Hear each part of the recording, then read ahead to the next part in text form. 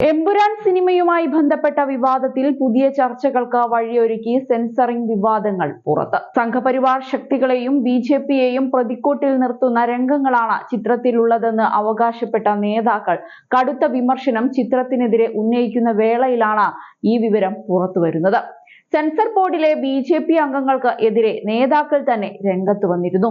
ചിത്രത്തിന് 2 കട്ടുകൾ മാത്രമാണ് central board of film certification നിർദ്ദേശിച്ചതെന്നാണ് ലഭ്യമായ വിവരം. സ്ത്രീകൾക്കെതിരായ അക്രമ ദൃശ്യത്തിന്റെ ദൈർഘ്യം 6 സെക്കൻഡ് കുറച്ചതാണ് അതിൽ ഒന്നാമത്തേത്. ദേശീയ പതാകയെ കുറിച്ച് പരാമർശിക്കുന്ന 4 സെക്കൻഡ് വെട്ടിമാറ്റിയെങ്കിലും പകരം 4 സെക്കൻഡ് ഇതിൽ കൂട്ടിച്ചേർത്തിട്ടുണ്ടെന്നാണ് റിപ്പോർട്ട്. നേരത്തെ തന്നെ ബിജെപി കോർ കമ്മിറ്റിയിൽ സെൻസറിംഗ് വീഴ്ചയെക്കുറിച്ച് ആക്ഷേപം ഉയർന്നിരുന്നു. ഇതിൽ ചർച്ചകൾ പുരോഗമിക്കുന്ന വേളയിലാണ് ഈ വിശദാംശങ്ങൾ വന്നിരിക്കുന്നത്. ബിജെപി RSS നോമിനികൾ ബോർഡിൽ ഉണ്ടായിരുന്നിട്ടും ഇത്രയും വലിയ വീഴ്ച പറ്റിയതിൽ വിവിധ കോണുകളിൽ നിന്ന് വിമർശനം ശക്തമാണ്. RSS നേതാക്കൾ ഉൾപ്പെടെ ചിത്രത്തിനെതിരെ രംഗത്ത് വന്നിരുന്നു. പലരും നിലപാട് പരസ്യമായി തന്നെ അറിയിക്കുന്നുണ്ട്.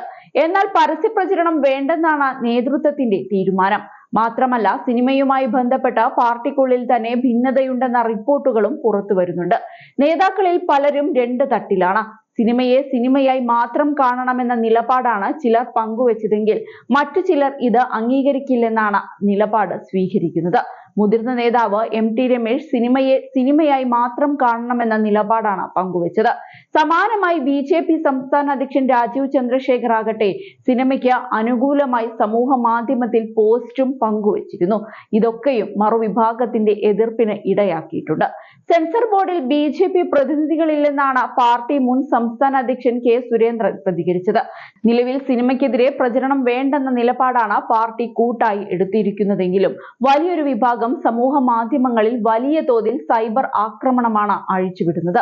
6 വർഷത്തെ കാത്തിരിപ്പിന് ശേഷം തിയേറ്ററിലെത്തിയ പൃഥ്വിരാജ് സംവിധാനം ചെയ്ത മോഹൻലാൽ നായകനായ എമ്പുരാൻ എന്ന ചിത്രത്തിനെതിരെ സംഘപരിവാർ അനുകൂലികളിൽ നിന്ന് വ്യാപകമായ വിമർശനമാണ് ഉയർന്നത്. ചിത്രത്തിലെ പ്രധാന വില്ലനായി എത്തിയത് ഹിന്ദുത്വ നേതാവ് എന്ന നിലയിലായിരുന്നു. ഇതാണ് അവരെ ചൊടിപ്പിച്ചത്. അതേസമയം എമ്പുരാൻ സിനിമയിൽ പറഞ്ഞിരിക്കുന്ന രാഷ്ട്രീയത്തിന്റെ പേരിൽ മോഹൻലാലിനും പൃഥ്വിരാജിനും മുരളി ഗോപിക്കുമെതിരെ നടക്കുന്ന ഹേറ്റ് ക്യാമ്പയിൻ ഒരു തരത്തിലും അംഗീകരിക്കാൻ കഴിയില്ലെന്ന് രാഹുൽ മാങ്കൂട്ടത്തിൽ MLA പ്രതികരിച്ചുകൊണ്ട് പറഞ്ഞിരുന്നു.